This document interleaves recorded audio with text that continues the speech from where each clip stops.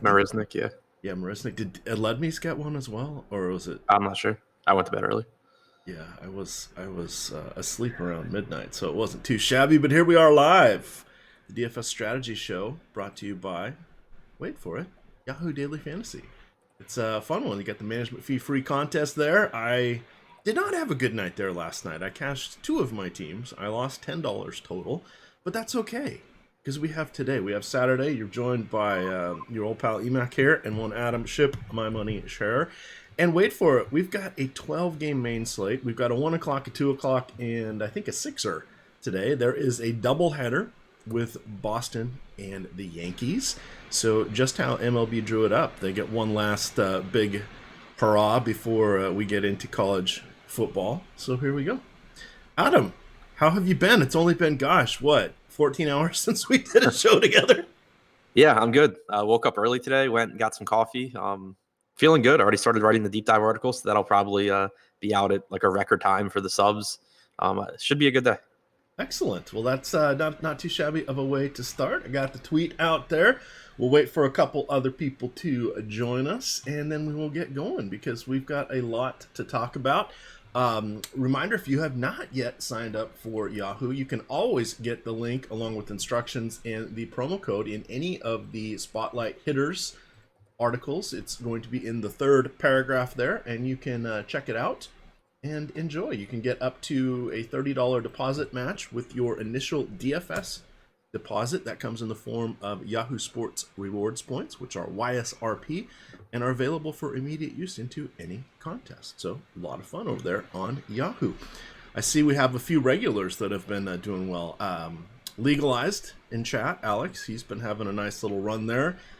Cesar has been doing pretty well over there on Yahoo, and we had a couple screenshots for some others last night. I like to see those in chat do well because we do a lot of kibitzing and fun in Slack there, and dissect strategies even further. And you get Adam for office hours every Tuesday night, 10 o'clock for you night owls. But you can always scroll back. I like to look and see what people have asked you, so it's always fun, Adam. It's always fun.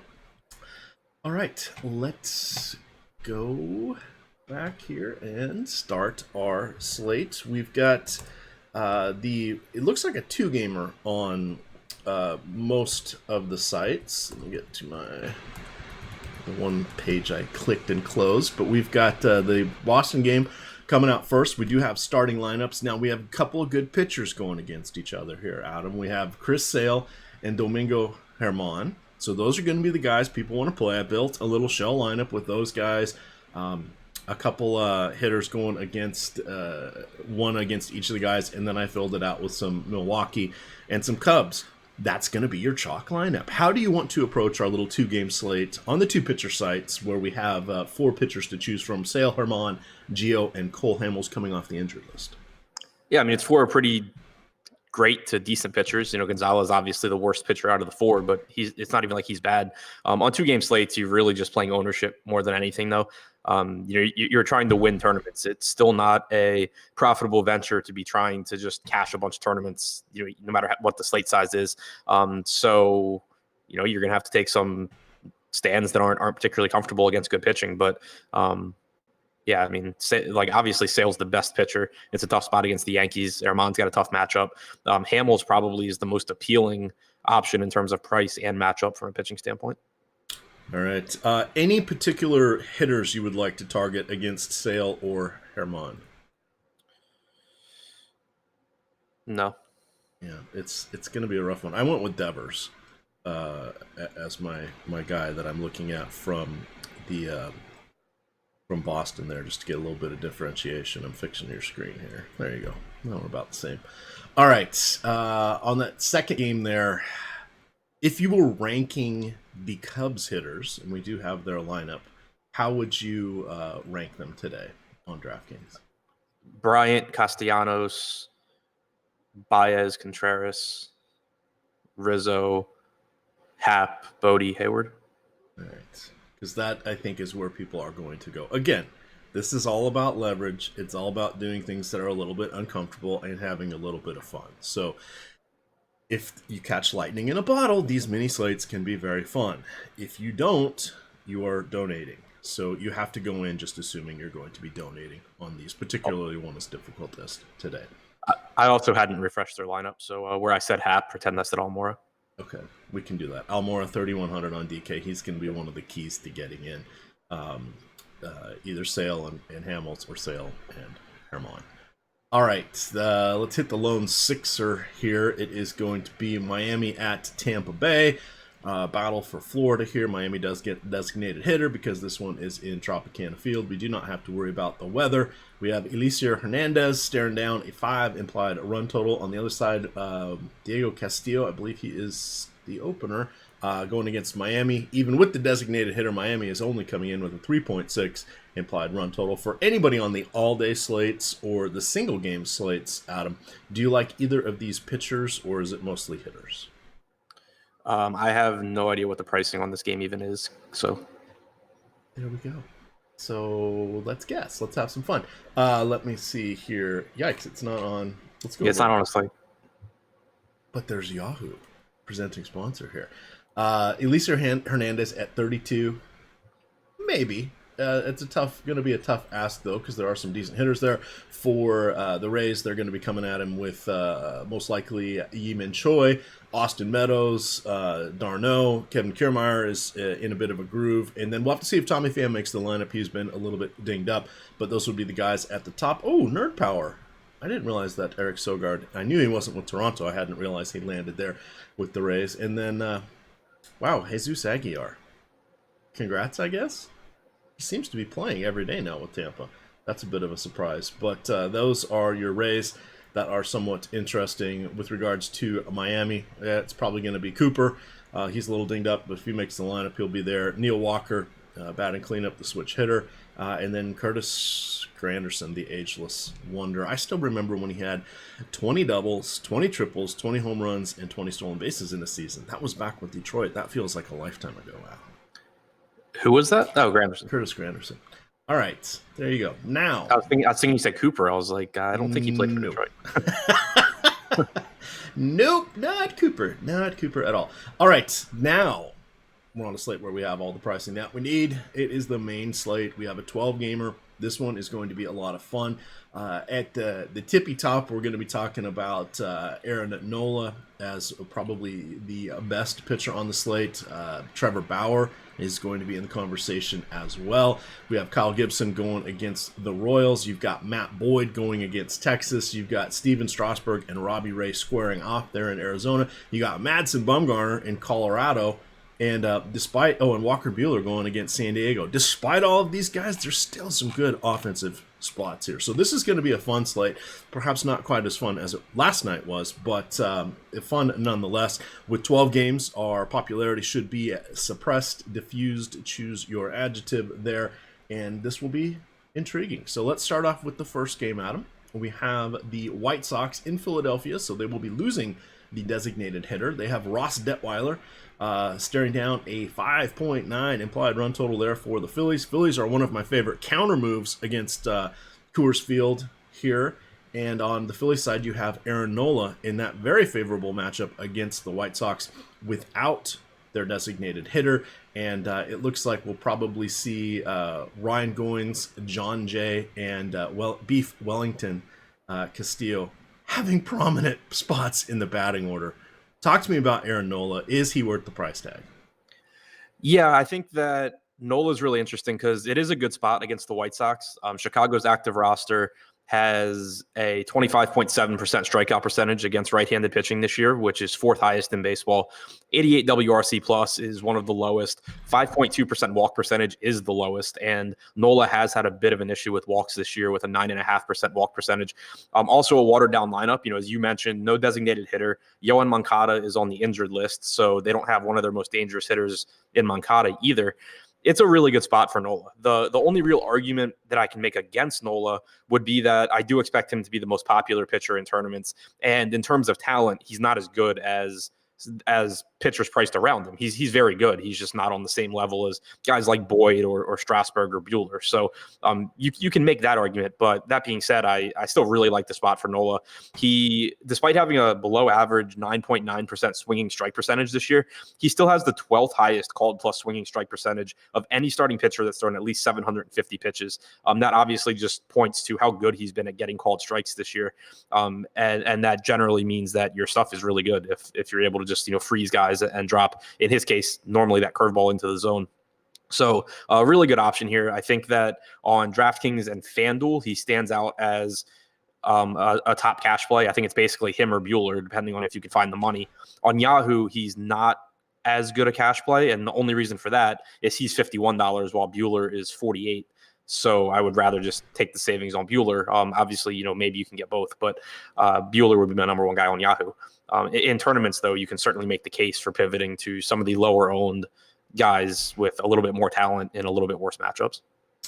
All right, and for those of you in chat, there are 400 spots left in the management fee free contest. That is a 10 entry max there on Yahoo. $3 entry fee, 4,500 in, 4,500 out. They are not charging any service charges, shall we say, for that one. Looking at Nola, literally nobody scares me on the other side. However, looking at Ross Detweiler makes me very, very happy here for the Phillies. I think that Rhys Hoskins and JT Realmuto are two of my favorite guys. I think Realmuto, if in the lineup, will be overlooked because he is a catcher, and that is a nice little play you can get there on Fantasy Draft or FanDuel because he generally goes overlooked, and he probably produces about as well as maybe half of the first base and designated hitter options on the slate today. You can also go to Kingery, Segura, Harper, and Cesar Hernandez. There is your somewhat I say contrarian stack as that it's 85 degrees there. So as we see that potentially crest over 6 implied runs for Philadelphia, that will draw the Vegas chalk donkeys, as Adam likes to refer to them, coming in to the mix here. But that's still okay. 24 teams to look at. I really like Philadelphia in this one. 4,800 for Detweiler on DK. I'm going to say little pitchy dog. Little pitchy, that's going to be a no. What do you want to do with Detweiler and or the Phillies? Yeah, I mean, Detweiler, not surprisingly, has been pretty bad this year in his limited time in the majors, especially against righties. 10.4% strikeout percentage, 381 expected WOBA, 231 expected ISO, and those power numbers are not going to disappear going into Philadelphia. Against lefties, 394 expected WOBA, 225 expected ISO. Very, very small sample there against lefties. But for the most part, you're getting a right-handed lineup from the Phillies. Hoskins and Realmuto, both great plays. I think that Bryce Harper, lefty-lefty, is someone that probably goes a little overlooked, but is still a perfectly good play. Kingery, Segura, everyone on the Phillies is good.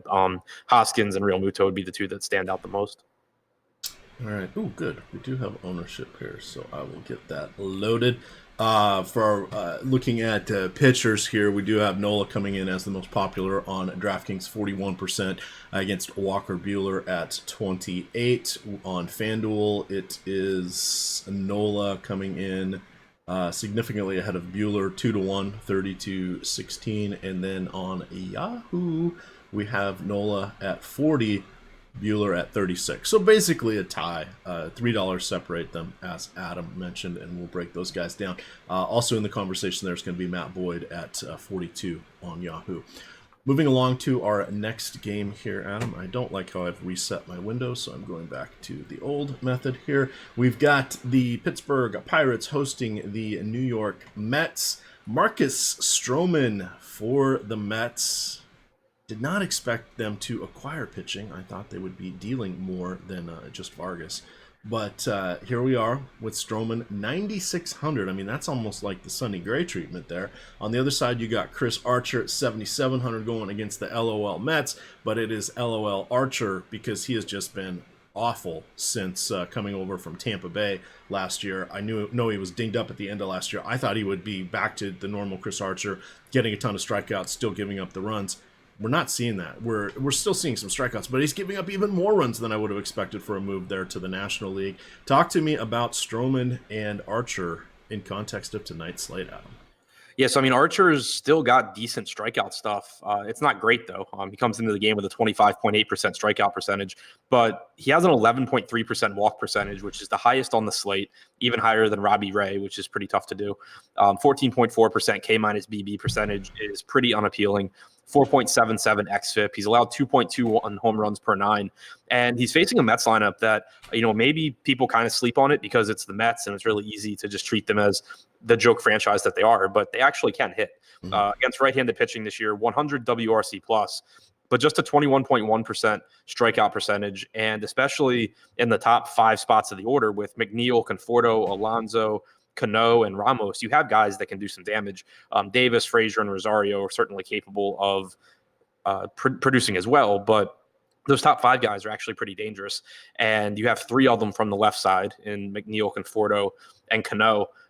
Archer against lefties this year has a lot of 213 expected ISO, 347 expected WOBA, 222 expected ISO, and 367 expected WOBA to righties. So it's not really like he's been good against one side of the plate. Even he's striking out both sides, but he's giving up a ton of power to both sides as well. I think that he'll get some ownership today. He pretty much always does at this price tag. We have him projected on DraftKings right now at 12%. I would expect he ends up, in that 15% range. I don't really think I'll get to too much Archer. I do like the idea of getting to some Mets, at least as one-offs. All right. For Archer, a lot of it also is the walk rate. 2017, he had a 7% walk rate. 2018, it was 7.7. And this year, it's 11.3. That's combined. We don't like to see the double digits there. So he is kind of all over the place. Nuke Lelouch style. Shout out in chat to Lee King. He says, EMAC is the reason why I live. There we go. Say some nice things about Adam, and I'll give you guys a shout out as well. Moving along here to our next game. Near and dear to your heart, as I like to say, Dylan Bundy at 6,900 there on DK. Going against Thomas Pannone at 5,000. We've got 83 degrees here in Baltimore, DC area. Going to be very humid today. It's about 60% humidity. That is good hitting conditions. Do you have any interest in Dylan Bundy today going against a very young lineup in Toronto? They have the bloodlines, but they do not have a lot of experience. Yeah, I do because of his pricing. Especially on the 2 pitcher sites. DraftKings, he's 6,900. Yahoo, he's $29, which is absurdly cheap. FanDuel, he's also 6,900, but obviously rostering the 1 pitcher there's a lot of opportunity cost because if you go to Bundy, you're obviously passing up on that entire top tier. So much more focused on him on the 2 pitcher sites. It's a spot where he certainly could get in trouble. It's humid in Baltimore as usual.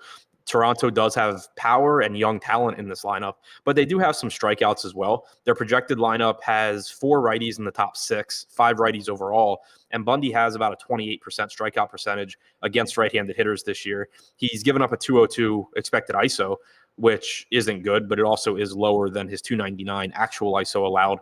And against lefties, only an 18.2% strikeout percentage, but he has done a much better job of limiting power with a 158 expected ISO. So at this price tag, I think that given that we know Bundy will be allowed to go around 100 pitches as well, there's certainly upside for him, and the mid-range isn't very deep on this slate. Like, I would prefer Bundy over Chris Archer in their respective matchups and at their respective salaries. So I think I'll get to some Bundy in tournaments, but it's certainly not a safe spot. It's just, I think that he's a little bit cheaper than his upside warrants. All right. And then Thomas Pannone, one of the guys that is, a sacrificial lamb. At this point, he's 25 years old. He's got a 6 ERA. He has bounced in and out of the lineup between the minors and the majors. But he is a lefty, and he is $5,000 going against the Orioles. If I was taking any of the Orioles, it would probably be, of course, it would be Mancini. And then, here's some respect, Adam. Anthony Santander. 4,700 on DraftKings. Respect, but you don't even get his name right. Come on. Damn it, I was trying. Say it for me one more time. Santander. Santander. There we go. Well, at least I didn't say Santander. Yeah, you didn't take the Josh approach. So. So there we go. There we go. What do you want to do here with the Orioles? And would Pannone land on your lineups at all if you're making 150? The argument for getting the Sun Pannone if you're making 150 lineups is simply that there's two really cheap pitchers on the slate that people are going to roster, and I think rightfully so, in Aaron Sanchez and Adrian Sampson. But both of those guys are clearly not the safest options. And so it's not like Pannone's floor is really lower than those guys. His projection's lower, but you can certainly make an argument for rostering a 5% owned Pannone instead of a 23% owned Sampson or a 26% or 26% owned Sanchez. But outside of that, no real argument for him there. A lot of pretty decent righties for the Orioles. You mentioned Mancini, you mentioned Santander. Pedro Severino's not bad. Renato Nunez is not bad at all. Plenty of power there. He's been neck and neck with Mancini all season long for the home run lead on the Orioles. Anzer Alberto, if he's in the lineup, is a decent bat that doesn't really strike out. Jonathan Villar is pretty good. It's not a consistent Orioles lineup, but there are certainly bats that can hit mediocre pitching, which is what they're going to be facing here. So I think getting to some of these Orioles makes some sense, but they are priced up too, which should keep their ownership down. But at the same time, from an optimal play standpoint, it's pretty tough to justify rostering a $4,700 Nunez or a $4,800 Mancini over some of the other options on the slate. All right. Intriguingly enough, we're looking at team pitcher versus batter here. Bundy has allowed 3 home runs to the current active roster of the Blue Jays on 78 at-bats, but he's got a 192, 238, 372 slash line. Man, remember when Bundy had some moments of goodness there. He also has solid strikeout rate, striking out nearly a third of this active roster. Now, a lot of that is split amongst guys that aren't going to be in the lineup tonight, and a lot of the young guys only have a couple at-bats against him, but just saying, there is still some upside here. With one Dylan Bundy. So nice thing said about Adam in chat. Repeat would like you to know that you are the reason he wears his hat forward. And King David says, man, Adam is sharp. I love hearing his takes. Ship my money. There you go. There you go. Smartest thing ever said in YouTube chat. All right, continuing on here. Second game. This is game 2 of the Bo Sox and the Yankees. This one, of course, in the Bronx, just like the first one. It's going to be, let's get back to the temperature, in the mid-80s. So we've got Brian Johnson and Undetermined going for the Yankees. We might see an opener. Remember that when you do have the doubleheader, you get the 26th man, so you can call up a pitcher specifically for these games. That is the Major League roster accommodation that both teams in doubleheaders get. So Brian Johnson, not going to happen. The Yankees have a 6 implied run total. Boston has a 5.1 implied run total against TBD. So we'll have to see what happens here with the lineups.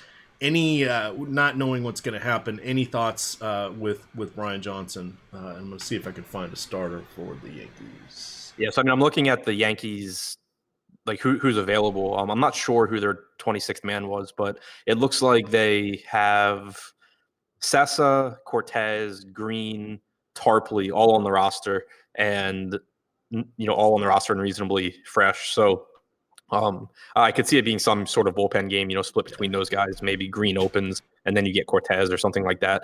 But keeping an eye on the first game should give us a little bit more information too, because for one, they might just mention who's starting the second game, and for two, if like Chad Green's used, it's not going to be him, for example. But the good thing is that the first game's at 1, second game's at 7, so it's not like the other day when the Yankees played their first game at like 4:30 or 5 o'clock or whatever, and we really just had no idea what was going to happen with the second game. We should have lineups in plenty of time. As far as what we do know right now, Brian Johnson's in a really tough spot, just not a particularly good pitcher in a really brutal matchup against the Yankees. One interesting thing I did see earlier today is I pulled up the park factors on ESPN. The Yankee Stadium actually has the lowest park factor in all of baseball this year for runs scored, according to ESPN. I'm not putting a ton of weight in that because that seems like it's probably something that is just a factor of it being a little over halfway through one season. But that was just kind of interesting to me overall. Lots of power here, obviously, with assuming Aaron Judge, Torres are in the lineup, Encarnacion, LeMahieu's back. Aaron Hicks has power from the right side. Not the full strength lineup with Voit and Gary Sanchez, but still good Yankees lineup and a favorable spot against Brian Johnson. All right. Yep, I don't have any news. I would agree it's probably going to be a combination of those guys. I was hoping we'd see something about Nestor Cortez being in there. He was the guy I thought, but good call it there on for Sessa. And others. I better fix this because I keep dragging the mouse and it's showing up on the screen over your face, which is funny to me, but probably not funny to other people watching. So we'll get that taken care of. Continuing along here, we have the Seattle Mariners, Houston Astros. Wait for it. Aaron Sanchez. He's going to be one of the most popular pitchers tonight, and I think it's actually for good reason going against the Mariners. He will be facing quite a few lefties, but we do know that he has some potential strikeout upside, and if anybody's going to get that back to the forefront, I would hope it is going to be the Houston Astros. Of course, he's only had a couple days there with the team, so have they taught him the secrets of how to up that spin rate? I don't know. We will find out, but at 5,300, I think this is a good one. It's going to be very warm in Houston, so a good chance that the roof is closed there in Minute Maid Park. I don't want any part of Marco Gonzalez, but what dissuades you from going to Aaron Sanchez today on the two-pitcher sites? I mean, if I'm looking for something that dissuades me, it's just that he's going to be popular because of his price tag, and he's an inconsistent pitcher. You know, he obviously has upside here against a Seattle team that has the second highest strikeout percentage against right-handed pitching with their active roster at 26.4%. They do also have a 106 WRC plus and a 198 ISO. They have a lot of lefties that are decent. You know, Smith, Crawford, Vogelbach obviously is good. Narvaez is fine. Seager's fine. And then, you know, some right-handed power with Santana, Broxton, Beckham, you know, Beckham and Broxton in particular being high strikeout guys, but they can hit a little bit.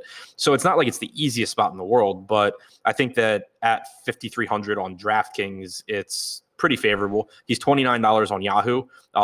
But the one thing to point out on Yahoo is that Dylan Bundy is also $29. So you have some options there, but, you know, still an affordable price tag. I'm really interested to see what happens with him with Houston if he does stay in the starting rotation. He has good stuff. He's one of these guys that it's never made sense to me that he hasn't put it all together as a starting pitcher. He's got really good movement on his curveball. He learned a changeup from Marco Estrada last season that has as much movement as basically any changeup in baseball, but it just doesn't turn into strikeouts for him. Part of that is that he has trouble throwing strikes, but the Astros have been really good about pitch optimization. You know, people look a lot, like you had mentioned, at the spin rate for guys like Cole and Verlander, but also they've been really good at saying to guys, you know, stop throwing this, just throw more of this. You look at Garrett Cole, he completely scrapped his two-seamer when he came over, started throwing more sliders. Now he's arguably the best starter in baseball. Colin McHugh is another one where he came into this year just having this incredibly good slider that he had never really had before and throwing it 30 to 40% of the time. They do a really good job with that. So I'm interested to see what they'll do with Aaron Sanchez. I assume that no huge changes have been made in the 3 days or whatever since he was traded, but that's something just to keep an eye on going forward. For this slate, though, just a good point per dollar option that gives you some upside, because at 5,300 on DraftKings or 29 on Yahoo, outside of getting completely blown up, it's tough for a pitcher at that salary to hurt your chances of winning, or to, I don't want to say to hurt your chances, because obviously if he gets like 10 points, it doesn't help your chances, but it's tough for him to completely blow up your lineup. It's easy for him to be someone that you need in your lineup because of how cheap he is. So I'll be getting there. It's just more of a price play than anything with some upside. All right, let me see, Yahoo at 29, he's coming in at 10%. There are some discounted hitters there, so that I suspect we'll see his number come up somewhat. On FanDuel, he's coming in at 6%. He's 6,600. But that if you go that route, you're going to have to hope that at least half of the really good pitchers have mediocre to bad games amongst Nola, Buehler, Strasburg, Boyd, etc. So that could be a difficult one. If you're only building a couple lineups, you may feel better taking one of those handful of let's just call them aces. And then over here on DK, he has coming in at 26%. Adrian Sampson, who we'll get to, is coming in at 23%. That is going to be the what do we do? It's the immovable object versus the irresistible force. Sampson versus the Motor City Kitties. We'll get to that one shortly. Fun one here. Chester Bryant III in Yahoo chat has named 3 of his fish: Emac, Ship My Money, and Adam. There we go. Yeah, I got 2 out of 3. You got 2 out of 3, so you did win that one. You did win that one. All right, moving along here, we have on the other side, Marco Gonzalez. Now, I was very excited to take Houston last night against UC Kikuchi, and he did not disappoint, giving up 4 home runs, and then 2 came off the bullpen. So Jordan Alvarez was my home run call of the night in that lefty-lefty matchup. So I finally got off the schneid after 15 days of not picking a home run. Got one there. But Marco Gonzalez, I don't want to go there against Houston. They're one of the best teams against lefties. He is kind of splits neutral, doesn't have a ton of strikeouts. I would prefer him going against he'd be like the perfect NL West pitcher, getting into some of those bigger stadiums and not having to deal with the DH. But Marco Gonzalez, 7,200. Any thoughts, or is this going to be not quite as all in on the Astros? But I think they're one of the stacks on the short list tonight. Yeah, so full disclosure, and I was mad about it as soon as I realized it happened. I messaged Josh. I ended up not getting to Houston, even though they were like my favorite stack to talk about yesterday. Obviously, I got what I deserved there. But the spot here with Gonzalez, like you said, it's nowhere near as ideal as the matchup with Kikuchi was. I'm pulling up his numbers now, though, because I think he might be a really bad fit in Houston. And it's just something interesting to look at quickly. He is a fly ball pitcher. He's facing, of course, a lot of right-handed power in the Houston lineup. He's not a hard thrower, relies a lot on command, relies on his changeup. Against right-handed hitters this year, he has a 38.4% fly ball percentage, only 6.4% infield fly balls. So, or sorry, a 39% fly ball. Where? I'm looking at the wrong. There it is. I guess 39.3% fly ball percentage, 7.9% infield fly ball percentage, 40.7% pull percentage. Pulled fly balls in Houston are a problem. It's not a good park overall for hitters, but it is good for right-handed power because of the Crawford boxes and left. So I think that it's a kind of scary spot for Gonzalez where you could see some of those like lucky hit home runs for the right-handed power on Houston. I'm still really interested in them just because they are affordably priced. They're not going to strike out. They have tons of power, and with there being a Coors game on this slate, a game in Texas, a lot of spots to go to, I expect that they won't have too much ownership. All right. Let me just see how many times. Oh, computer, come on. Marco has faced. We have this will be the 3rd time Gonzalez has faced the Astros. 10 and a third innings, 16 base runners, 5 earned runs, no home runs. This no upside on this one. Continuing on, I think that was nope. A couple more 7 o'clock games here. We've got the Angels. We've got Cleveland. No announced starter yet for the Angels. I suspect they will be putting in an opener. So we shall have to see. On the other side, we will have Adam Plutko, who is favorably priced, but in a tough matchup here. If you're looking at Plutko, if you're looking at Detweiler, if you're looking at Aaron Sanchez, how do you want to rank them, considering that Sanchez will be one of the most popular and Detweiler is just god-awful? Yeah, I would rank them Aaron Sanchez and then like and any other pitcher, and then and then like every minor league pitcher, and then Detweiler. I think Panone's the guy that I would go to as the pivot. Okay. If you're trying to get away from Sanchez or Sampson. Plutko. So it is interesting. The Angels only have right now a 4.4 implied run total. It looks like that's a lot lower than I thought it would be. Plutko is really not good. He's allowed a 229 expected ISO to right-handed hitters since coming up last season, 226 expected ISO to lefties, only a 21.5% strikeout percentage against righties, 12% against lefties. You have an Angels team that doesn't strike out, does have tons of power with Trout, Ohtani, Upton. Calhoun has some power. Pujols can still hit bad pitching. Matt Dice has actually looked pretty decent at the plate. I think the Angels are a more appealing stack than their Vegas total right now. All right, where I wanted to see something here. I'm actually double checking that line too because it just seems so weird. Yeah. Interesting. I'm looking at 5 different projected lineup sites. 2 of them have Jonathan Lucroy projected as the catcher. There's a little secret. Jonathan Lucroy was designated for assignment 2 days ago, and they do have Max Stassi now. So, just Be a little careful with who you're following. I think a few sites might be focusing on football at this point. But come on, it's been 2 days since that happened. Yeah, I mean, there were also sites that had Aaron Sanchez pitching for the Blue Jays yesterday until like 4 o'clock. Oh, all right. Well, you know what? Your mileage may vary, and it is. I am not going to say I am mistake free because hey, I make plenty of them.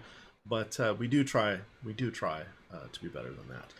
All right. But back to Cleveland.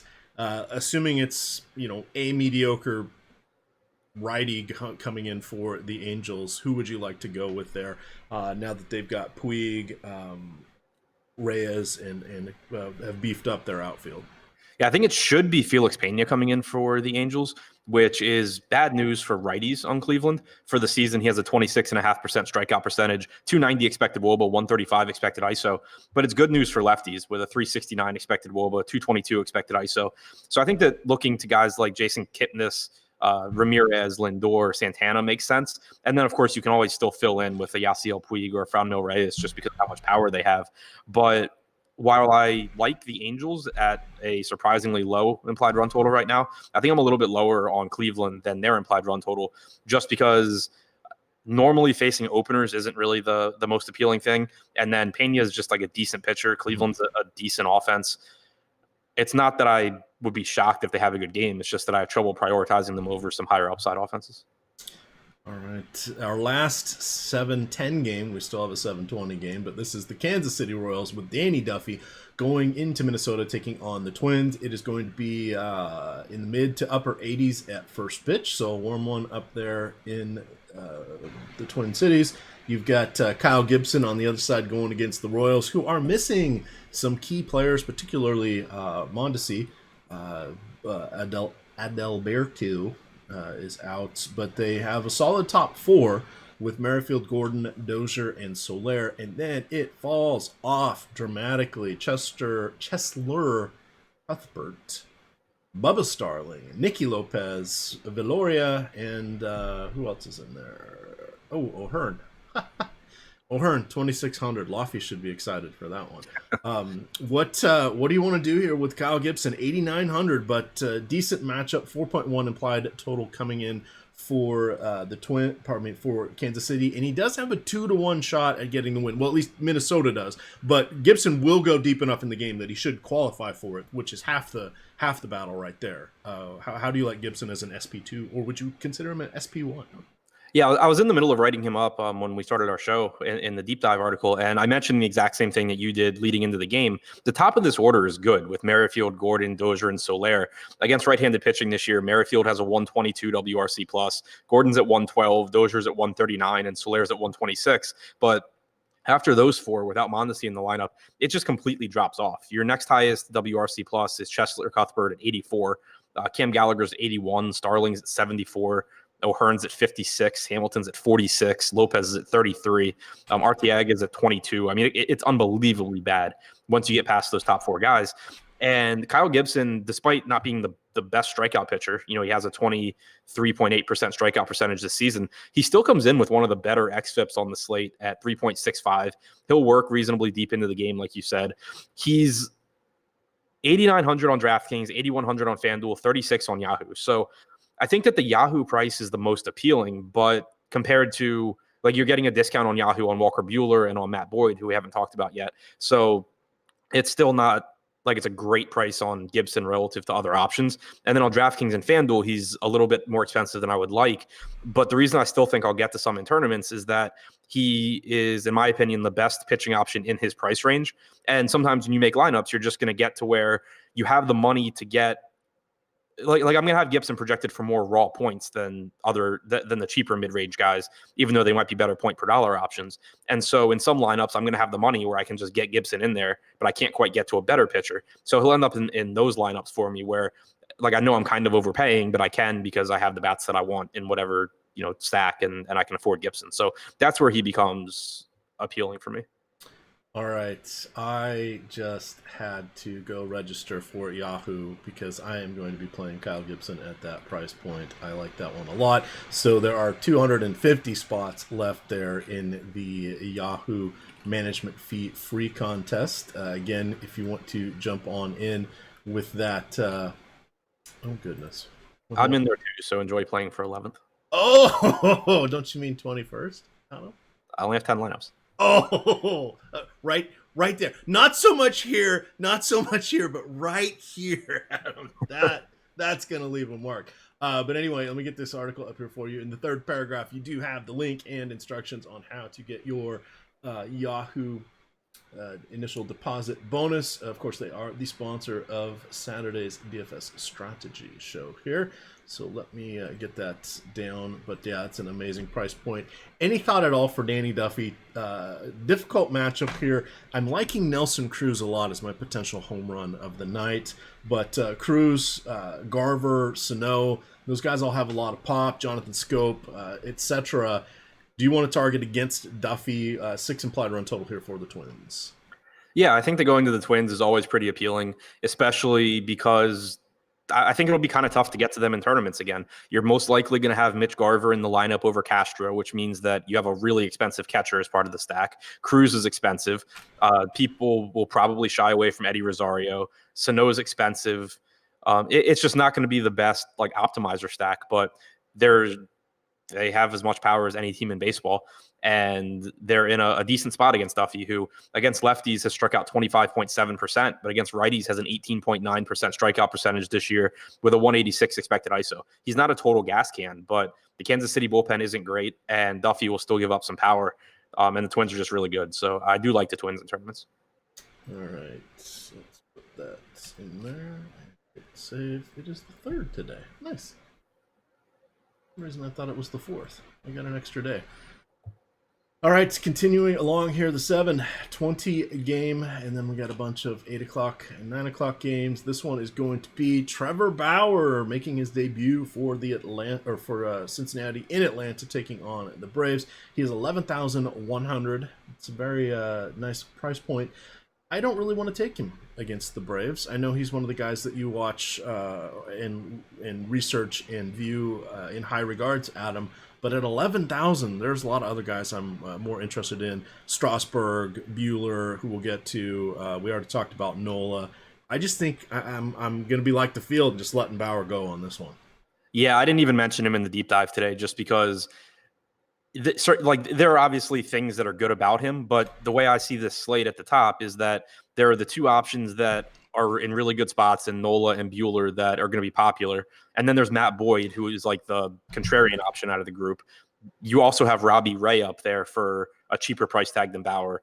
It's just really, really tough for me to get the Bauer. Obviously he's not going to be owned. It's a really tough matchup. If you want a 3 or 5 or whatever percent owned Bauer in tournaments, then go for it. But I just would rather allocate my exposures elsewhere. So it's just not an appealing price tag. He's 11-1 on DraftKings, which makes him more expensive than every pitcher except for Steven Strasburg. He comes in at 11-2 on FanDuel, which I think is more expensive than every pitcher except for Buehler. And he is more expensive on Yahoo than so he's $50 on Yahoo, which makes him more expensive than Boyd, more expensive than Buehler. It's just really, really, really tough to get to him, especially when it's not an appealing matchup against the Braves. No Nick Markakis does make the lineup a little bit more appealing for Bauer because it gets low strikeout guy out of the lineup, but you also get Ender and Ciarte in the lineup, who also is a low strikeout guy. One thing that is going to take value away from Bauer now that he's in the National League, he does get to face teams that don't have a designated hitter, which is nice. But even this season, when he's been he hasn't been as good as last year. He's carried a lot of value because of his ability to throw 110 to 120 pitches. You're probably not going to see that as often in the National League because he's going to get pinch hit for, in the 7th inning or whatever, somewhere between the 6th and the 8th when his spot in the lineup comes around. So you're not going to see as many of those really deep games, and it's going to take some DFS value away as well. So I just think he's overpriced here. At that price tag, it's tough for him to win you a slate or to be a guy. I shouldn't say tough to win you a slate. It's tough for him to be a guy that you have to have in your tournament lineups, especially when there are so many other aces on the slate. It's not a slate where Bauer's just clearly the best pitcher, and it wouldn't be surprising at all if he puts up 30 and that's the highest score by 10 points. It would be pretty surprising if there aren't several guys that put up 25 to 30 today. So I'm just not getting to Bauer. All right, this is from YouTube chat. It's from Eric Owen. He says, Bauer cried about the Braves not chasing his pitches last time. They're going to work his pitch count again. He does have a Braves logo as his avatar, so clearly he is familiar with the last time Bauer faced the Braves. So file that one away as well. That all said, no Braves for me. Not worth it in this matchup. 26 teams in action, not even worth going contrarian on that side. Dallas Keuchel taking on the Reds. Keuchel had some strikeouts kind of out of nowhere, and he was a what do you call it? Oh yeah, a Cy Young Award winner. I don't know what to do with Keuchel. He's kind of going to get lost in the churn here. I would prefer Kyle Gibson, but are we overlooking Keuchel against the Reds, who don't have Puig anymore and are kind of missing some true depth here in the bottom half of their lineup? And of course Votto, lefty, but okay, we'll give him 2 walks and maybe 1 strikeout, but is he going to actually get a hit today? I don't know. So now we're really only scared about Eugenio Suarez and maybe Phillip Ervin, but they're going to be hitting the ball into the ground because that's what Dallas Keuchel induces. What do you want to do with Keuchel? I'm not really interested in him. He just doesn't get enough strikeouts for me. He obviously had that one game against Kansas City where the Royals were without Mondesi. They were in an NL Park without the DH. It was just a really bad lineup, and Keuchel, dominated them. But that's not really who Keuchel is, and this isn't the best strikeout lineup either. Since 2017 against left-handed pitching, Irvin is at 23%, but he's been an above-average hitter. Senzel's at 9.5%. Suarez is at 23.8%, and of course has a ton of power. Votto's at 19.1% strikeout percentage. Peraza's at 10.7. Iglesias is at 8.3. It's just a lineup that still doesn't have a ton of strikeouts in it, and a pitcher that doesn't get a lot of them. Like you said, I would rather go to Gibson. I'd rather save some money and take a shot on guys like Dylan Bundy or John Gray. I'm just not going to get to Keuchel here, but I'm not super interested in the Reds either. Yeah, and so that game against Kansas City, he had 12 strikeouts in 6 innings. In the 20 innings over 3 starts prior to that, he had 14 strikeouts. So just saying, everything went his way. Outside of that game, that's the only game in his last 10 where he's had more than 5 strikeouts. So don't sleep on Aristides Aquino on FanDuel in particular. He's $2,000, probably batting somewhere around like 5th or 6th. Not projected to be a above average major league hitter, but Steamer does project a 216 ISO. At AAA this year in the PCL, he had a 337 ISO. At AA last year, he was at 208. So it does seem like he has some decent power for a minimum priced guy. Does he steal at all? He stole 5 bases at AAA this year, 4 at AA last year. Doesn't look like he runs much. And this one, just one of those, we need to start filing some of this stuff away because we're going to see September call-ups here. I mean, yes, it's still August, but as teams finally give up the ghost and say, you know what, we're within 9 of the wild card and there are 6 teams ahead of us, they're going to start playing some of their younger guys. So, which the Reds clearly have not done, judging by their recent trade for Trevor Bauer. Yeah, I don't understand. But yes, case in point right there. But keep an eye on some of these guys because this is where you'll get day games after night games or guys starting to get days off, and these guys will start popping up in good lineup spots. So you're going to want to know what is in their toolbox. Is it speed? Is it power? Or is it glove? Because if it's glove, we really don't want them in our lineups. All right, whew, that was a lot of 7 o'clock games. On to the 8 o'clock games. Matt Boyd going against the Rangers in Texas. It's going to be in the mid-90s at first pitch. It's hot and humid, and the Rangers just have a 4.7 implied run total because it's a lefty against the Rangers, and that's never any fun for us. Outside of Hunter Pence and maybe Danny Santana, I'm not worried about the Rangers. I'm not really that worried about the weather. Let's talk about Matt Boyd as a potential contrarian option. Essentially, he is the 4th in popularity amongst our ace pitchers that we've talked about thus far. Yeah, I mentioned earlier when we were talking about, I think it was Bauer, that Boyd kind of fills in that low-owned ace like spot for me on this slate. And for anyone that watches the shows regularly or reads the deep dive on days that I write it about Matt Boyd, I don't think that's surprising. We have him at 10% ownership on FanDuel or on DraftKings right now, 5% on FanDuel, and 27% on Yahoo, where he's only $42, which is just an egregious misprice. He's right up there with Walker Buehler as just the most crazy priced pitchers on the slate over there. But I think it's easier to make an argument that Matt Boyd has been a top 5 pitcher in baseball this year than it is to make an argument that he hasn't been in the top 10. Like, that's how good he's been. And it kind of goes overlooked because he doesn't get a lot of wins pitching for the Tigers. His ERA isn't great, in part because the Tigers defense is atrocious. He gives up 1.5 home runs per 9.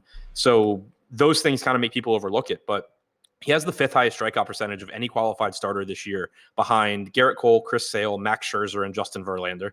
He has the 5th highest K-minus BB percentage behind that same group. He's 9th in XFIP.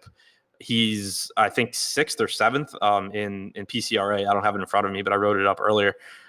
All that stuff is just really, really, really good. The only real negative, as far as things he can control, is that 8.4% of batted balls have been barrels against him, and that contributes to the 1.5 home runs per 9. Pitching in Texas certainly won't help to minimize the home runs, but the Texas lineup really isn't very good either. The only hitters on this roster that have a 100 WRC plus against left-handed pitching since 2017 are Cabrera and Hunter Pence at exactly 100. Everyone else is below that. Danny Santana, Willie Calhoun are the only hitters with an ISO over 200. Santana's at 234 in 136 plate appearances. Calhoun's at 206 in 69 plate appearances. Hunter Pence is at 185 in 357. Other than that, no one's even over 160. So it's a lineup that just really doesn't have success in this platoon split, doesn't have a lot of great hitters. The only thing negative really is the ballpark, but everyone's aware of that. And you look at the implied run totals here. You have the Rangers at 4.9. Part of that is a function of the Tigers bullpen being trash, and part of that's just a function of the ballpark. But it's so much higher than the White Sox against Nola, or the Padres against Buehler, or the Diamondbacks against Strasburg, that ownership's just not going to go to Boyd, even though he has really been the best pitcher on the slate this season. So I'm more than willing in tournaments to go to him and just hope that he beats out Nola, hope that he beats out Buehler. I wish I didn't like Nola and Buehler as much as I do, because I would be a lot more excited for this slate. It's not like I think that Nola or Buehler are unlikely to have big games. It's just that I think Matt Boyd's really good at low ownership. All right, talking some key pitchers here on Yahoo. Legalized from Premium Slack has asked for this in both chats. So on Yahoo, I really want to build around Walker Buehler. He is in my shell lineup right now. He is 48, so let's call that your SP1. And you were asking, what do we like for SP2s? I think Stroman at 36 is interesting. I like Kyle Gibson at 36 as well. He's the other guy in my shell lineup. Moving down the pricing list, we'll talk about Dakota Hudson. Maybe not the upside that we want from a strikeout perspective, so I don't hate him, but not really looking to him. We'll talk about Sampson here in a second. Dylan Bundy is 29. Aaron Sanchez is 29. I'd be comfortable with either of those guys as my SP2. Sanchez, I think, is going to get a lot of traction throughout the day because he's cheap on all the sites, and even though we're one of the few shows that focuses directly on Yahoo, there people lift and shift is the buzzwords in corporate America today. Their analysis from DraftKings or some of the other sites, and then apply it here. So sometimes that's where you get the advantage on Yahoo, because they have different pricing than the other players. But in this case, Sanchez is going to be popular because he's on the low end, and it's a good matchup for him. So rounding it out, I think Gibson would be my favorite SP2. I wouldn't hate Hudson. In tournaments, I would consider Sampson. I'm curious on Adam's take here. And then Sanchez and Bundy would be my guys. So I wouldn't be like, oh no, I've got all these guys that I hate. I'd probably start mixing and matching them in that. I'm with you on those guys, but I'm going to point out that if you pair Walker Buehler and Matt Boyd, you still have $13 per player remaining, which you can make work with a lot of different stacks. So Matt Boyd is realistically an SP2 option here as well, which is absurd. There we go. Well, now that we know what Adam's going to be doing here on Yahoo, see, I coaxed that out of him. He's giving up the goods. So he has his 10 lineups. I have my 10. It looks like there's still 100 spots left in the management fee free contest. So you get yours in there, chat. You get yours in there, and we'll have some fun. All right. If you're playing cash, and I haven't built out the hitter part, so this could be wrong, but I really doubt that it is. I think you're probably getting Buehler and Boyd as your cash pairing. Okay. And there's enough discounted type. I mean, Heimer Candelario, although he's not great, he's 13, and that there's some guys that if they're in the Coors Field lineup, they're somewhat discounted. Yes, better pitching today than there was yesterday, but there's ways to build your cash lineup around that. And that's the thing in tournaments. You don't have to go that far off the board on Yahoo because people only have 10 teams. So it's our chat was saying, oh my God, some of these lineups that are winning are crazy. It's like, well, yeah, but I don't think it's intentionally what these people are trying to do. It's a lot of season-long people dabbling over on Yahoo from their vast player pool that are giving things a try here. So it's a fun place to play. Just check it out. All right, Adrian Sampson. It's been 2 months since he had that magical run at him where we thought he figured stuff out. He changed his pitch mix. He has started backsliding to his old pitch mix that was not that effective. He's given up crooked numbers in each of his last 3 games. Marginal for the walks, but he has a hit by pitch in each of the games. What's happened to his control? At this price point, he's getting a little bit of ownership, and this is the supreme matchup. If it's not the Marlins, hey, it's Detroit. What do you want to do with Adrian Sampson? I mean, I'm going to roster him. He's 4,500 on DraftKings. He's 29, I think, on Yahoo. It's just cheap enough where I can get there. The matchup's really good against the Tigers. Detroit's active roster has the highest strikeout percentage against right-handed pitching with a 73 WRC+. They just traded their only good hitter in Nick Castellanos. Kristen Stewart is, I think, injured or in the minors or something, not in their lineup. It's just a good spot for Sampson. 30 on Yahoo, I misspoke. But he's not a good pitcher, but it's not like he's the worst pitcher in baseball. You know, he comes in with an 19 or 19.5% strikeout percentage, which for context is just is slightly higher than Marcus Stroman's. He has a 4.85 xFIP, which is bad, but it's not like earth-shatteringly bad. He's only got a 4.5% walk percentage, which is nice. But the main thing is just that he's so cheap where he can give up a couple of home runs and still be fine as long as they're not, 3-run shots or something like that. He has pretty much all the power he's allowed this year, or expected power at least, has been to righties with a 273 expected ISO compared to a 151 expected ISO to lefties. There's just not a lot of power in this lineup anywhere. I'll take my chances with Sampson as an SP2. It's not that I expect 20 plus points or anything out of him. It's just that he lets me get a lot of other good stuff into my lineups. And the mid-range, while there is a lot of good pitching at the top today, there's not a lot of great high upside mid-range guys. So the opportunity cost at SP2 really isn't that high. Harold Castro, Jake Rogers, Travis Dimitri, Jordy Mercer. These are not names that strike fear in the hearts of opposing pitchers. Yeah. Yeah. All right. I'm pulling up Jake Rogers' minor league numbers. I think he's a prospect for them. Yeah, he should be playing catcher today. He has a 235 ISO at AAA this year, 233 at AA. Steamer projects a 177 ISO in the majors. I mean, he's okay if you wanted like a one-off against a popular Sampson, but it's not someone where you're scared of him. Let's see. And I butchered his name, but Travis Demerite, I think. Demerite made his debut last night. He stole a base. He had a couple walks. He had a triple. He scored a run. He helped some of my lineups out because he was 3,100 last night. He does have second base and shortstop eligibility there on DK. His price, of course, which came out before that production happened, is 36.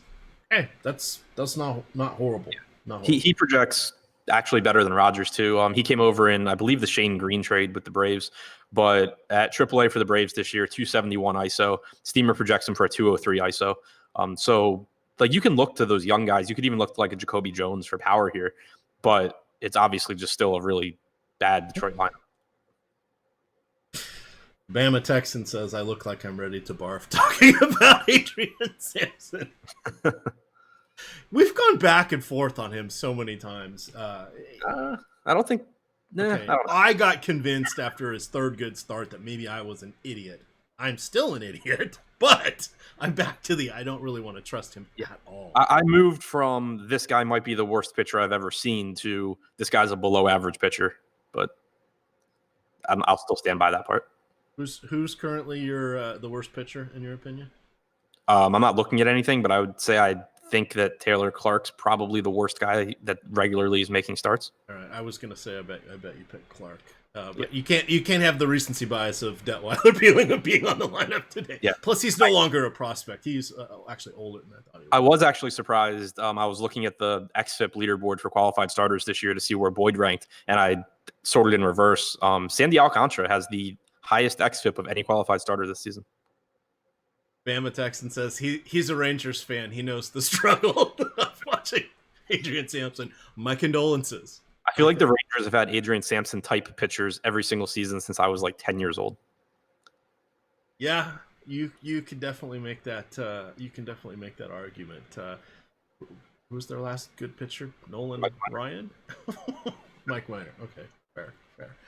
All right, on to our next 8 o'clock game. Couple other pitchers here. Steven Strasburg, 11-6 on DraftKings in Arizona. The roof will be closed for this homestand because it is hot in Arizona.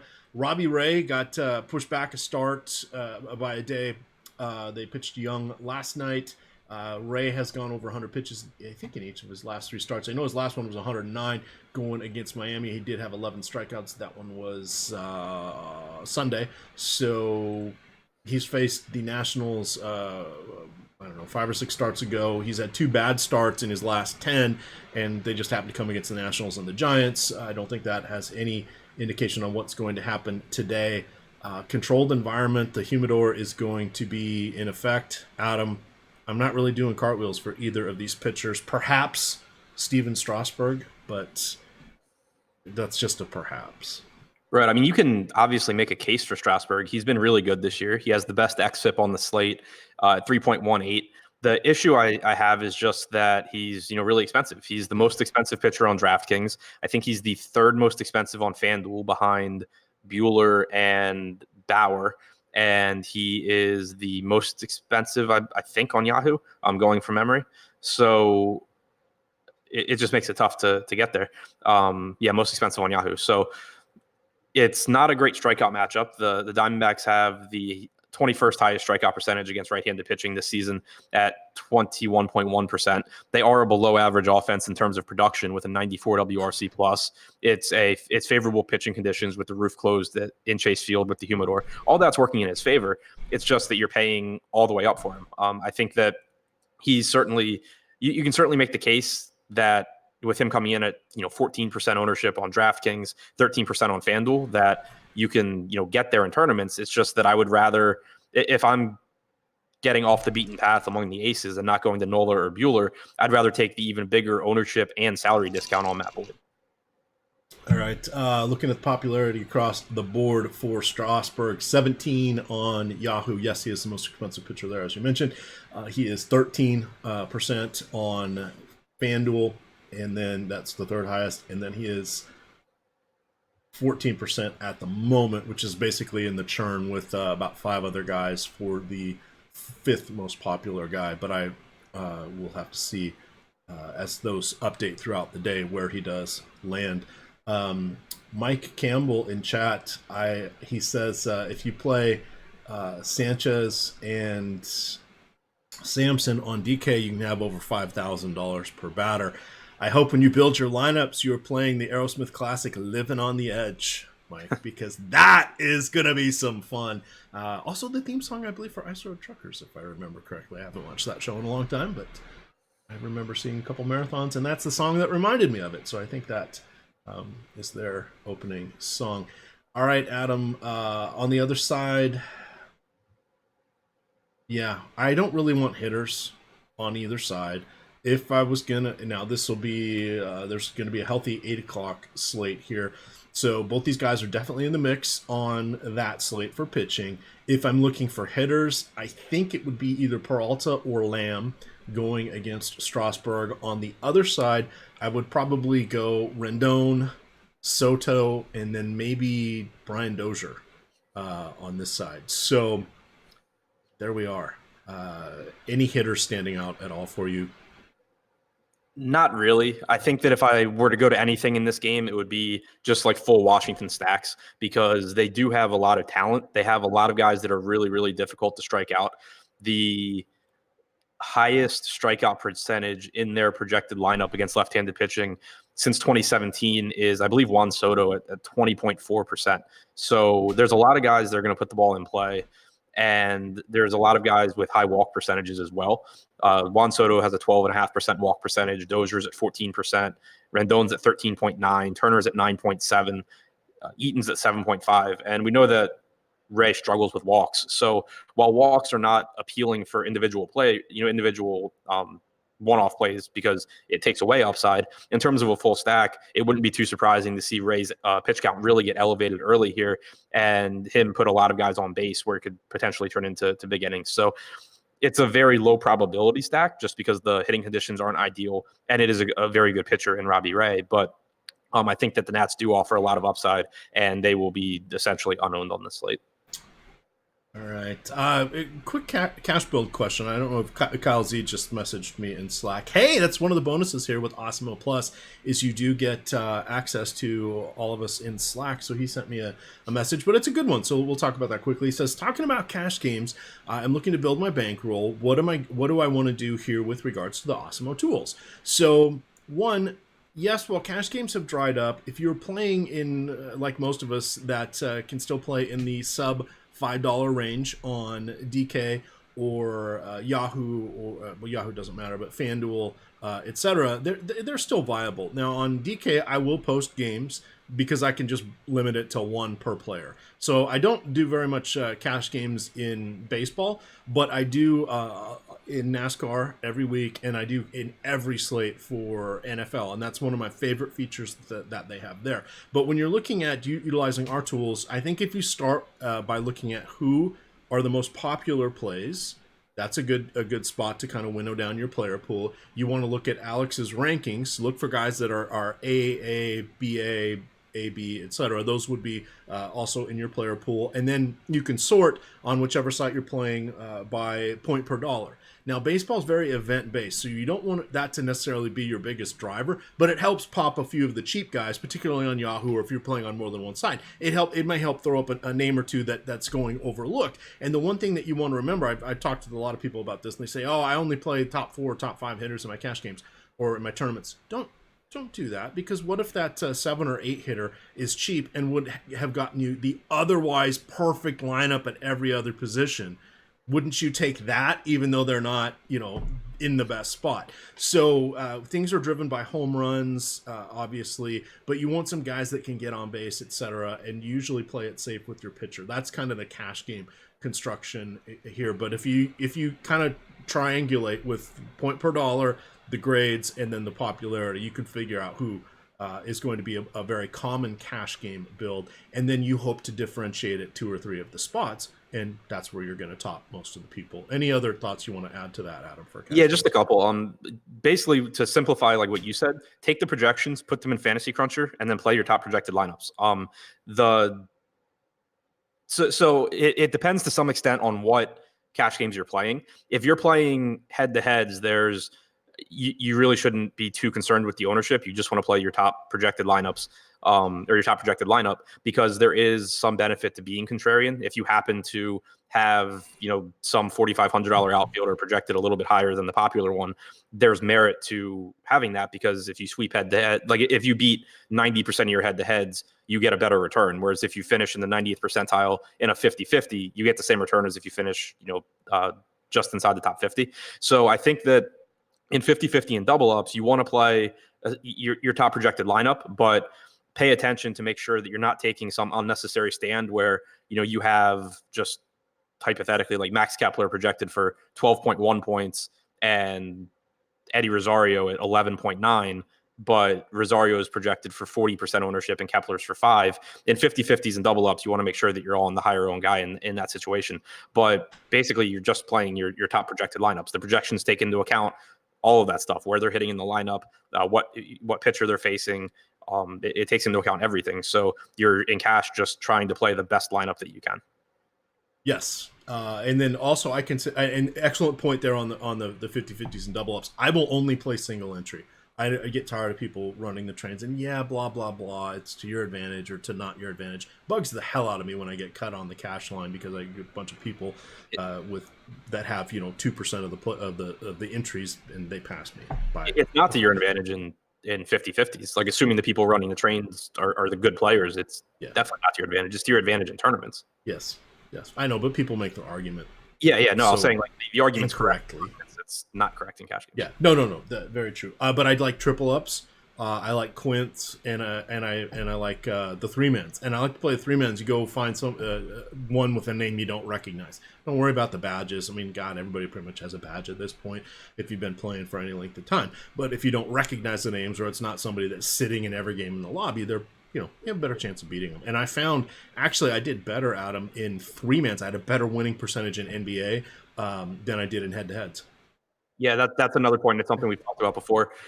You mentioned, looking for like three mans or five mans where you don't recognize a name. If you can still play sub $5 buy-ins on DraftKings, you're going to get a lot of those because most names you recognize aren't allowed to play there.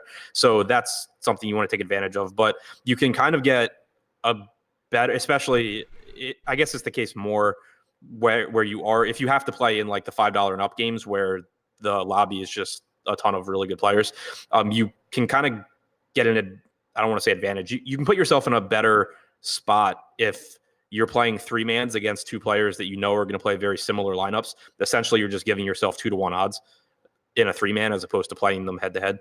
So you can look to take advantage of that. But it's obviously not fun to play a bunch of $1 head to heads, but just exhaust those low stakes games, especially on DraftKings where players aren't allowed to play that low if they have over $1 million in entries. You're just going to play against a lot easier. You're going to get a lot easier opponents. And while it's not a ton of fun, if you're just trying to grind out a bankroll, you want to be just maximizing as much.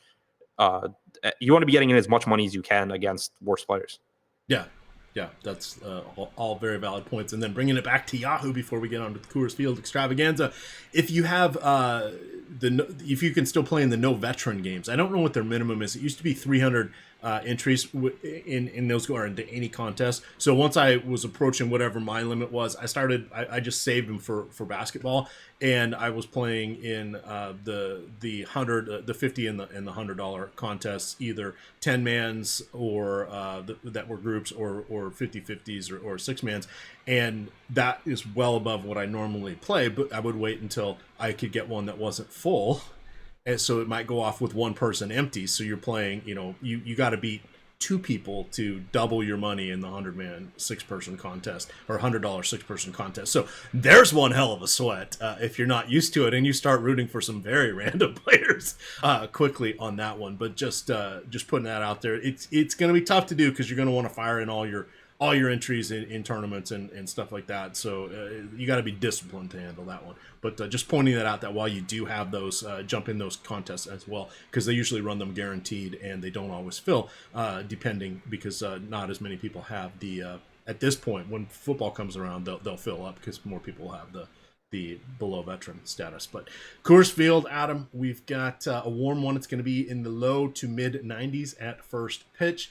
This is going to be 7 o'clock local start. You've got Madsen Bumgarner, 7,600 going against John Gray, 7,800 on DK. Where's the respect, Adam? 11.5 implied run total, 5.5 for San Fran, 6 for the Rockies. Vegas not liking these pitchers, huh? I think that is Vegas liking them. I mean, you have to keep, whenever you look at Vegas totals, you want to keep in context how high the totals normally are in this park and or for teams or whatever. Like we had 14 implied run totals in Coors last night or recently.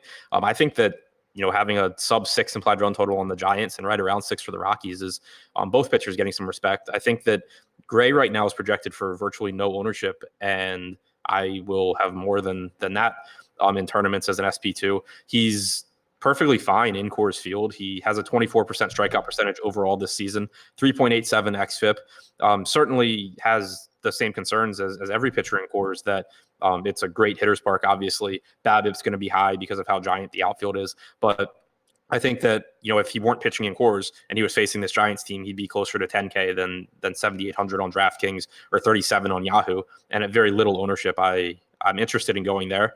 I'm less interested in Bumgarner because I think that he is more affected by Coors. He's not a particularly good strikeout pitcher. He, not surprisingly, is much better at home than he is on the road.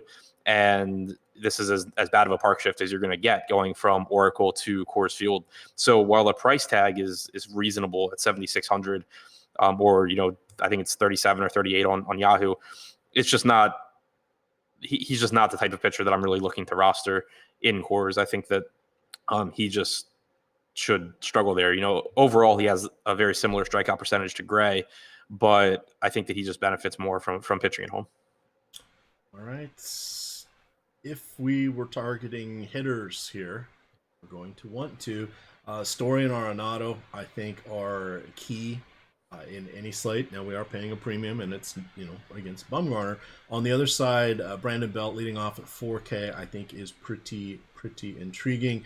But God, that's really all I'm liking from San Francisco. So do you feel one-offs? Do you feel stacks from this one? How do you want to approach the hitting side of this, Adam? It's more so stacks than one-offs for me. Story and Arenado being the exception because they're obviously just phenomenal hitters in a great park against a pitcher in Bumgarner that isn't great. But it's mostly stacks because I do have respect for Bumgarner as a pretty average pitcher. I have respect for Gray, and the Giants lineup isn't great. So I think the best way to approach this is to just stack and hope that you get just a bad outing all around from one of these guys. So outside of Story and Arenado, I don't expect to have a lot of one-offs from this game. Looking at the old BVP, now this is of course interesting for Bumgarner because he's faced the Rockies a ton, but half of them have been in the best pitching park and half of them have been in Colorado. Collectively, you've got Arenado, who's 13 for 55, 236 average, 2 home runs, 4 doubles. You've got Charlie Blackmon, 14 for 39, that's a 359 average, 3 extra base hits. You've got, Story is 6 for 29, but he has 3 home runs in those 6 hits. And then who was the shocker of shockers? Oh, Yonder Alonso. 3 hits, but 2 of them are home runs. So there you go, Yonder Alonso. Who knew? On the other side, Brandon Belt, 6 for 18 against Gray. Double and a home run. Just 3 strikeouts in those 18 at-bats. That's pretty solid. And then Brandon Crawford, 4 for 13, has a double and also 3 strikeouts in that. Scoots Magoots has 6 for 10 against Gray, 2 doubles. So nothing really exciting, but always fun to look at that in the big games. All right, just a couple to go here, Adam. We've got the Cardinals and the Athletics. Dakota Hudson and his hefty ground ball rate going into I forget, what did we decide? Was this Ring Central as the new stadium or the new sponsor of the Oakland Alameda County Stadium? Hudson 6,700. Yeah, on the late slate, I don't mind it. On the other side, Mike Fiers, not really interested in him at 8,000. He'll be in the mix on the late slate. Main slate, any thought on either of these guys, or they're coming out in the wash here? Yeah, not really. Hudson does have a good ground ball percentage, like you said. He's been good, really good against righties with a 307 expected WOBA and a 128 expected ISO. The problem is just that even against righties, he has a 16.9% strikeout percentage. Oakland as a team does not strike out very much, 20.7% against right-handed pitching this season. It's just not a very high upside spot. And if I want to roster a pitcher that I'm not super confident in his upside, I would rather save a bunch of money and go to Sanchez or Sampson and get myself a little bit better hitting. So not really getting the Hudson. Fiers is kind of similar, I guess, to Kyle Gibson as far as I could see just kind of him ending up in some tournament lineups because the Cardinals do have a 4.1 implied run total. But the thing for me and the reason why I don't think I'll get to much Fiers is that he comes into the game with a really low strikeout percentage. I think he might be the lowest on the slate because I don't even see him on my Fangraphs page right now. And he's on page 2. 15.9% strikeout percentage. That puts him ahead of Adam Plutko. and Ross Detweiler. So really, really low strikeout percentage. You can get to John Gray for a little bit less. You can even get to Bumgarner for a little bit less. And obviously they're in Coors Field, but from an upside standpoint, they both have strikeout percentages nearly, 8 to 10 points higher than Fiers is. So I think I would just rather get to those guys if I have to go to that price range. All right, last game of the night. This is the 9:10 late night hammer. San Diego at Dodgers Stadium taking on Walker Buehler. Yes, Walker Buehler. We really, really, really want to play him. Padres coming in with the 3.3 implied run total. This is just a perfect spot for Buehler, who's good against righties and has a nice strikeout rate. Now, there will be a few lefties. But if we're talking about Eric Hosmer, Josh Naylor, and I don't know, Greg Garcia still with them, they're not going to be that scary of a matchup here for Buehler. The only worry we have is he may just go 90 pitches, but there'll be 90 quality pitches for us. On the other side, Cal Quantrill, I don't really want to take him because there are going to be a plethora of lefties in the Dodgers lineup, but if you're playing on that late slate, you got to play two of these guys. He's in the mix right there with Dakota Hudson and Mike Fiers. From that standpoint, ranking the pitchers, now that we've talked about all of them, and you're going to turn you loose here on Buehler, hit him one time here for those that made it all the way through the show. Rank the pitchers? Yeah, Buehler amongst Nola, Strasburg, etc. Yeah, Buehler's my favorite pitcher if you can afford him. I think if you can't quite get to him on DraftKings or FanDuel, Nola's a perfectly fine consolation. On Yahoo, he's less expensive than Nola, so he's clearly my number one there. It's just a really good matchup against the Padres. There's tons of strikeouts in the lineup. No Franmil Reyes takes one power bat out as well. Assuming Josh Naylor's in the lineup, he doesn't strike out a lot, and neither does Hosmer. But outside of that, and neither does Machado. But outside of that, Tatis, Myers, Renfroe, Urias, Hedges, the pitcher, shouldn't have issues there. And I think the natural thing is to kind of shy away from Dodgers pitchers that are expensive because of Dave Roberts. But over his last 10 starts, Buehler's thrown at least 100 pitches 6 times. He hasn't thrown less than 90. He's gone at least 6 innings in 7 out of 10 starts. For the season, he has 27+% strikeout percentage. He has the lowest walk percentage on the slate at 4.1%. He's just an excellent pitcher in a really good spot, in a better park for pitching than Nola is. He's more talented than Nola, which is why I just prefer him if I can get to him. Pretty much everything working in Nola's favor here, so nothing negative to say. All right. And then as far as bats go, one-offs, any of the lefties, or run them out there as a stack going against Cal Quantrill for the Dodgers. 5.3 implied run total, but we've seen him put up crooked numbers before. It's going to be in the mid-80s out there in LA. This is going to be a 6-10 start, so we'll get a little bit more heat there than what we are used to seeing, even at this time of the year for their, quote, night games. This one is coming an hour earlier than is typical for the 7 o'clock starts local time. All right, Adam, we made it all the way through. That was a long show, but there was a lot to talk about. We will have a live before lock at 6 o'clock promptly tonight because, hey, we've got 26 teams to talk about. We'll have starting lineups by then, and you will be joined by myself and Chris Spags. Adam's going to go back into the lab and start or continue writing the deep dive. That will be up later this afternoon behind the paywall. If you guys have not yet signed up for Awesemo, what are you waiting for? Use the promo code DFS Strategy or MLB Strategy. Both will work. 50% off any 1-month package, and that does include Fantasy Cruncher add-on at this point in time. You can follow Adam over there on Twitter at ShipMyMoneyDFS. I am at EMACDFS, and of course, it is Awesemo_COM. With that, gamers, good luck.